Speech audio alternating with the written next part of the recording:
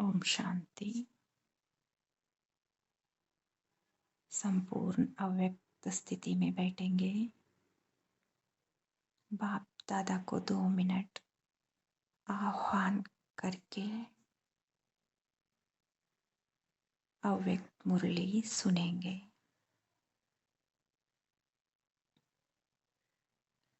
आत्मिक स्थिति में संपूर्ण एकाग्रता के साथ भ्रुकुटी के कुटिया में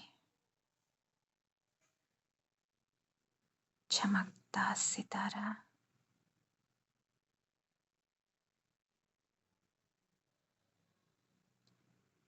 मैं आत्मा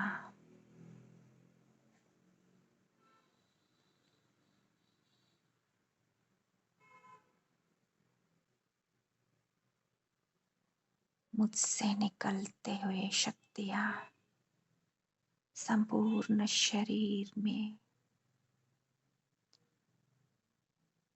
फैल रहा है।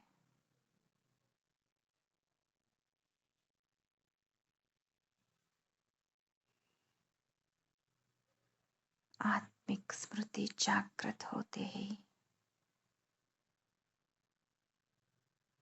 करंट का अनुभव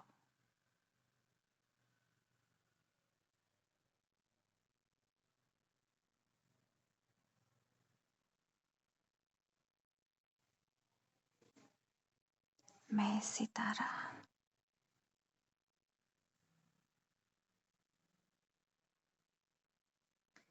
झिलमिलते हुए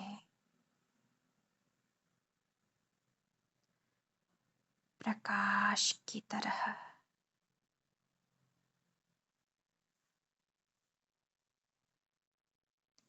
चमक रही हूँ।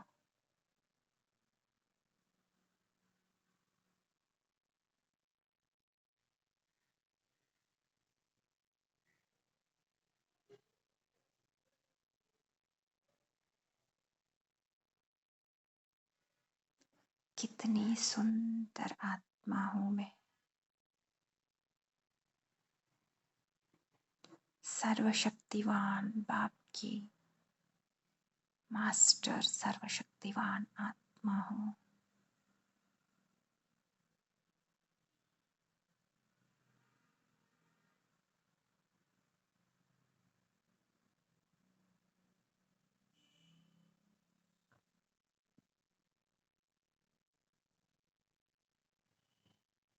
शांति धाम से शांति सागर से निकलते हुए शांति के किरणें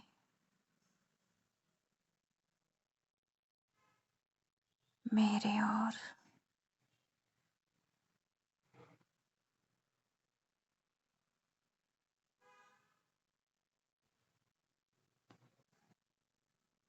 शांति के किरणें मुझ में आते ही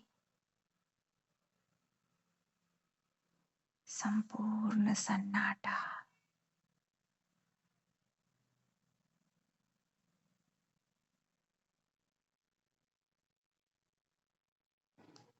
आकाश की ओर से अनंत शांति के किरणें फाउंटेन की तरह मुझ में गिर रहा है।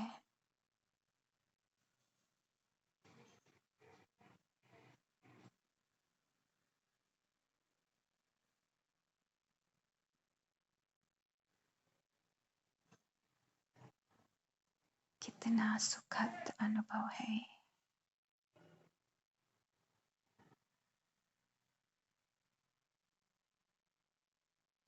बाप दादा को प्यार से आह्वान करेंगे। हे बाबा, आपके आकाश सिंहासन को छोड़ के मेरे सामने आइए।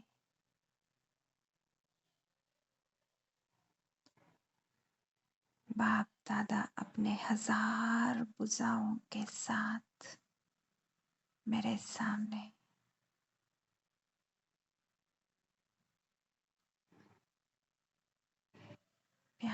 प्यार से दृष्टि दे रहे हैं।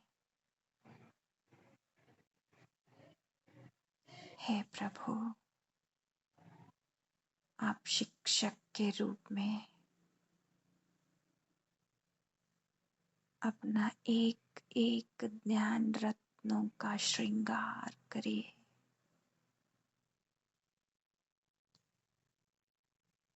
उस ज्ञान रत्नों का स्वरूप ही बनाइए मुझे।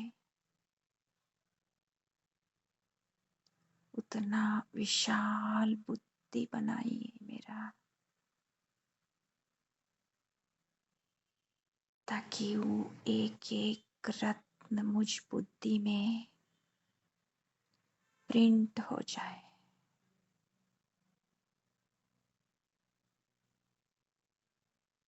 बाप दादा वरदानी हस्त मेरे सर पे रखते हुए विजयी भाव, सफलता मूर्त भाव, निरंतर योगी भाव, सिद्धि स्वरूप भाव, साक्षात्कार मूर्त भाव, एक एक वरदान को बुद्धि में समाते हुए आज का वाणी प्रारंभ करेंगे। 6 मई 1971 का मुरली, बाप दादा का विशेष श्रृंगार नूरे रतन। आज रत्नागर बाप अपने रत्नों को देख हर्षित हो रहे हैं। देख रहे हैं कि हर एक रत्न यथाशक्ति पुरुषार्थ कर आगे बढ़ रहे हैं।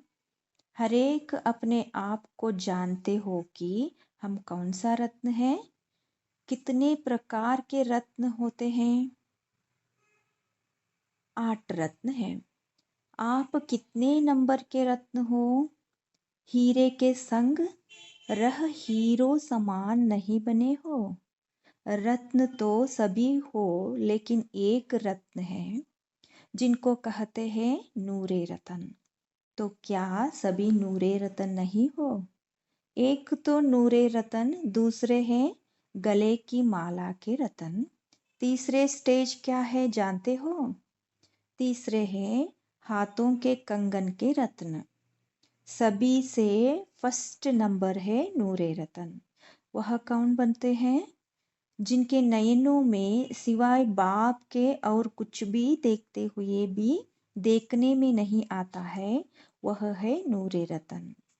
और जो अपने मुख से ज्ञान का वर्णन करते हैं, लेकिन जैसा पहला नंबर सुनाया कि सदैव नयनों में बाप की याद, बाप की सूरत ही सभी को दिखाई दे, उसमें कुछ कम है।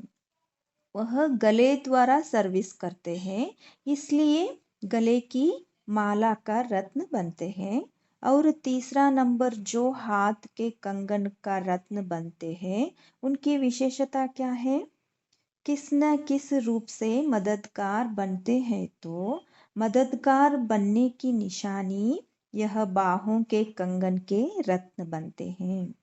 अब हर एक अपने से पूछे कि मैं कौन सा रत्न हूँ? पहला नंबर, दूसरा नंबर व तीसरा नंबर। रत्न तो सभी है और बाप दादा के श्रृंगार भी तीनों ही है। अब बताओ कौन सा रत्न हो? नूरे रतन की जो परख सुनाई उसमें पास विद ऑनर हो। उम्मीदवार में भी नंबर होते हैं। तो सदैव यह स्मृति में रखो कि हम बाप दादा के नूरे रतन हैं। तो हमारे नयनों में व नज़रों में और कोई भी चीज़ समा नहीं सकती। चलते फिरते, खाते पीते आपके नयनों में क्या दिखाई देना चाहिए? बाप की सूरत व मूरत। ऐसी स्थिति में रहने से कभी भी कोई कंप्लेन नहीं करेंगे। जो भी भिन्न भिन्न प्रकार की परेशानियां परेशान करती है और परेशान होने के कारण अपनी शान से परे हो जाते हो, तो परेशान का अर्थ क्या हुआ? अपनी जो शान है उसमें परे होने के कारण परेशान होना पड़ता है। अगर अपनी शान में स्थित हो जाओ तो परेशान हो नहीं सकते। तो सर्व परेशानियों की को मिटाने के लिए सिर्फ शब्द के अर्थ स्वरूप में टिक जाओ, अर्थात अपने शान में स्थित हो जाओ तो शान से मान सदैव प्राप्त होता है, इसलिए शान मान कहा जाता है। तो अपनी शान को जानो। जितना जो अपनी शान में स्थित होते हैं उतना ही उनको मान मिलता है। अपनी शान को जानते हो? कितनी ऊंची शान है? लौकिक रीति भी शान वाला कभी भी ऐसा कर्तव्य नहीं करेगा जो शान के विरुद्ध हो। अपनी शान सदैव याद रखो तो कर्म भी शानदार होंगे और परेशान भी नहीं होंगे। तो यह सहज युक्ति नहीं है परेशानी को मिटाने की। कोई भी बुराई को समाप्त करने के लिए बाप की बड़ाई करो। सिर्फ एक मात्र के फर्क से कितना अंतर हो गया है। बुराई और बड़ाई सिर्फ एक मात्रा को पलटना है। यह तो 5 वर्ष का छोटा बच्चा भी कर सकता है। सदैव बड़े से बड़े बाप की बड़ाई करते रहो, इसमें सारी पढ़ाई भी आ जाती है। तो यह बाप की बड़ाई करने से क्या होगा? लड़ाई बंद। माया से लड़ लड़ कर थक गए हो ना। जब बाप की बड़ाई करेंगे तो लड़ाई से थकेंगे नहीं। लेकिन बाप के गुण गाते खुशी में रहने से लड़ाई भी एक खेल मिसल दिखाई पड़ेगी। खेल में हर्ष होता है ना। तो जो लड़ाई को खेल समझते ऐसी स्थिति में रहने वालों की निशानी क्या होगी? हर्ष। सदा हर्षित रहने वाले को माया कभी भी किसी भी रूप से आकर्षित नहीं कर सकती। तो माया की आकर्षण से बचने के लिए एक तो सदैव अपनी शान में रहो, दूसरा माया को खेल समझ सदैव खेल में हर्षित रहो। सिर्फ 2 बातें याद रहे तो हर कर्म यादगार बन जाए। जैसे साकार में अनुभव किया, कैसे हर कर्म यादगार बनाया, ऐसे ही आप सभी का हर कर्म यादगार बने। उसके लिए 2 बातें याद रखो, आधार मूर्त और उद्धार मूर्त। यह दोनों बातें याद रहे तो हर कर्म यादगार बनेगा। अगर सदैव अपने को विश्व परिवर्तन के आधार मूर्त समझो तो हर कर्म ऊंचा होगा। फिर साथ साथ उदार चित्त अर्थात सर्व आत्माओं के प्रति सदैव कल्याण की भावना वृत्ति दृष्टि में रहने से हर कर्म श्रेष्ठ होगा। तो अपना हर कर्म ऐसे करो जो यादगार बनने योग्य हो। यह फॉलो करना मुश्किल है क्या? म्यू म्यूजियम सर्विस पर पार्टी जा रही है। त्याग का सदैव भाग्य बनता है। जो त्याग करता है उसको भाग्य स्वतः ही प्राप्त हो जाता है। इसलिए यह जो बड़े से बड़ा त्याग करते हैं उन्हों का बड़े से बड़ा भाग्य जमा हो जाता है। इसलिए खुशी से जाना चाहिए सर्विस पर। अच्छा, ओम शांति। धन्यवाद बाबा। Thank you so much.